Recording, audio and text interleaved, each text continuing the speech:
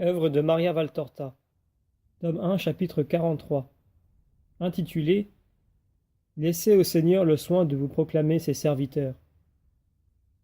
Vision du mercredi 31 mai 1944. Marie dit que personne n'interprète d'une manière inexacte ma pâleur. Elle ne provenait pas d'une crainte humaine.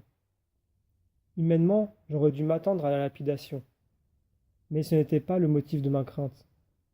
Je souffrais de la douleur de Joseph. Même la pensée qu'il m'aurait accusé ne me troublait pas en elle-même. Seulement, il me déplaisait qu'en s'arrêtant à la pensée de m'accuser, il manqua à la charité. Quand je le vis, mon sang ne fit qu'un bond à cause de cela. C'était le moment où un juste aurait pu offenser la justice en manquant à la charité. Et qu'un juste y manquât, lui qui n'y manquait jamais, cela m'aurait causé la plus extrême douleur.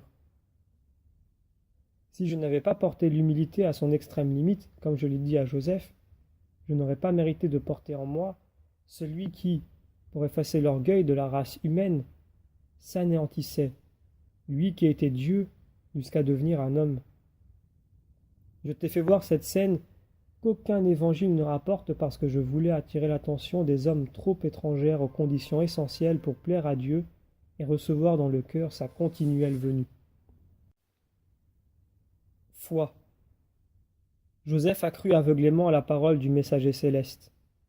Il ne demandait qu'à croire parce qu'il était sincèrement convaincu que Dieu était bon et qu'à lui, qui avait espéré dans le Seigneur n'aurait pas réservé la douleur d'être trahi, trompé, bafoué par son prochain.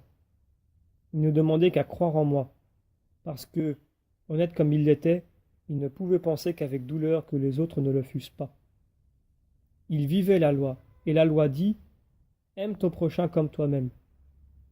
Nous nous aimons tellement que nous nous croyons parfaits même quand nous ne le sommes pas. Pourquoi alors cesser d'aimer le prochain à la pensée qu'il est imparfait? Charité absolue.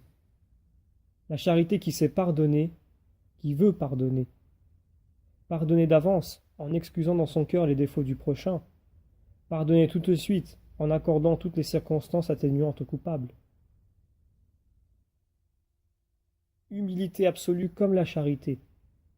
Savoir reconnaître qu'on a manqué, même par une simple pensée, et ne pas avoir l'orgueil, plus nuisible encore que la faute qui précède, de se refuser à dire « je me suis trompé ».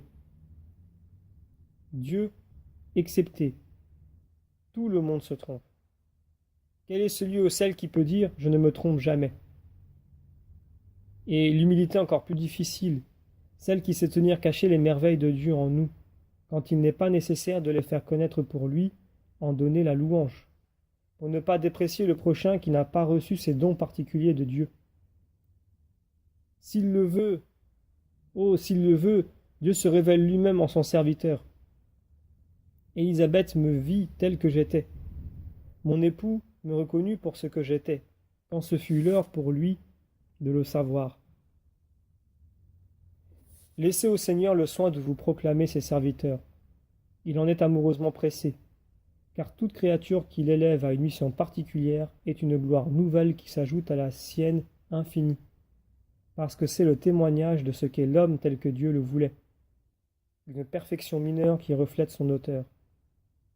Restez dans l'ombre et dans le silence, ô privilégiés de la grâce, pour pouvoir entendre les uniques paroles qui sont vie, pour pouvoir mériter d'avoir au-dessus de vous et en vous le soleil qui éternellement resplendit.